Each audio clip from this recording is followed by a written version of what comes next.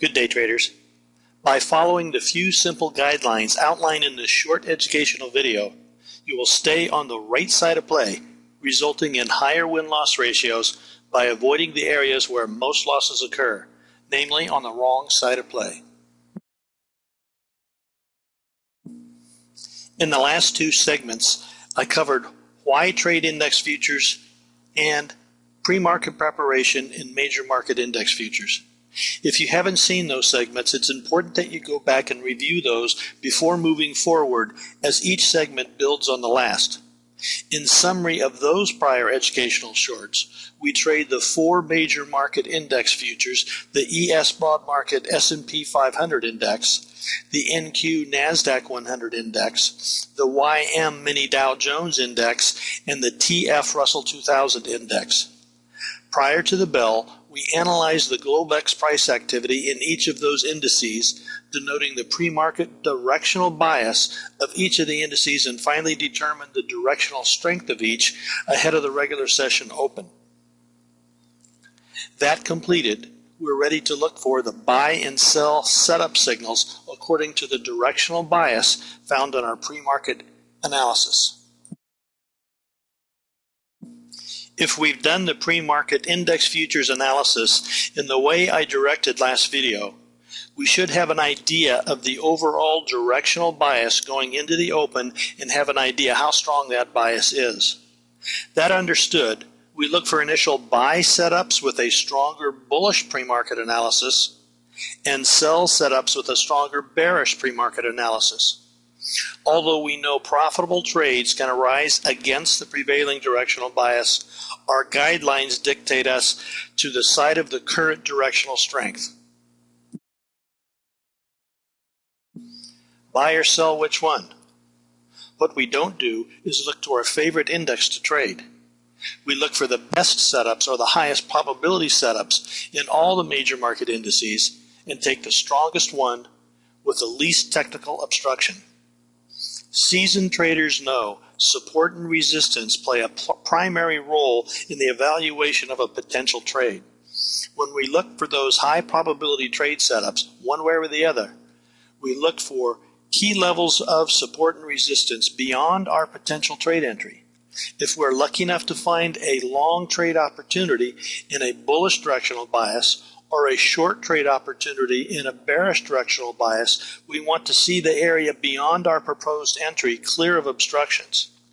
That is, we don't want to encounter near-term support and resistance just beyond our entry that could impede the progress of our play. Guys, I hope this all makes sense. If you follow these guidelines, your win-loss ratio will always be smiling. Which buy-sell setups do we look for? When we see a small gap up open in slight to strong bullish conditions, we look for the indications of an early gap fill, and then we target bullish continuation setups as long as the directional bias stays strong. A gap up is the distance above the previous day's close and current trading sessions open.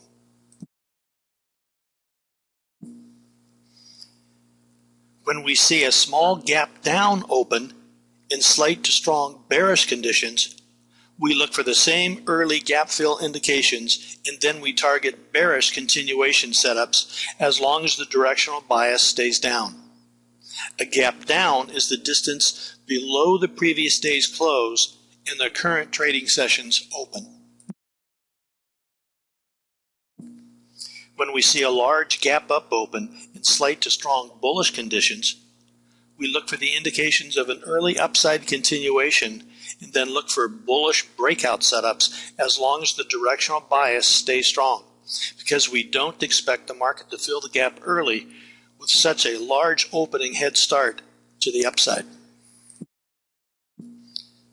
When we see a large gap down open in slight to strong bearish conditions, we look for indications of an early downside continuation, then look for the bearish breakdown setups as long as the directional bias remains weak, because we don't expect the market to fill the gap early with such a large head start to the downside. Guys, there are two setups we always watch for when trading the index futures. There are many other trade setups we trade each day in the Tradesight lab, but two of the more frequent and of the highest probability are the initial balance breaks and value area plays. We frequently see range-bound price activity in the first hour's play. The market is shaking off market on open orders while the bulls and the bears look for directional validation. We will more than likely trade an initial balance breakout or initial balance breakdown of the first hour's boundaries if that breakdown is consistent with our earlier rated directional bias, as long as we don't see near-term support or resistance that could impede our pursuit beyond our proposed entry. The value area is where 70% of the previous day's volume took place. Traders call it the comfort zone, where both buyers and sellers are represented nearly equally. Statistics tell us when the market gets out of the value area, there is frequently a snapback effect that states under certain conditions, a market that opens outside its value area and then trades back into that value area can have as much as an 80% value area fill rate, a very high probability trade that we find frequently throughout the week at the Tradesight. In the last two videos I covered, why play index futures? The professional trader's approach to pre-market index futures analysis, and with this educational short, the primary guidelines regarding which way to play, which index to trade, types of setups to look for in stated conditions, and an introduction to the initial balance break plays and value area play. I watch for each and every day.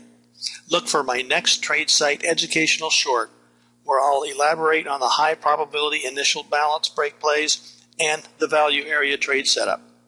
Until then, this is Mark Lykos at the Tradesight bidding you good trading.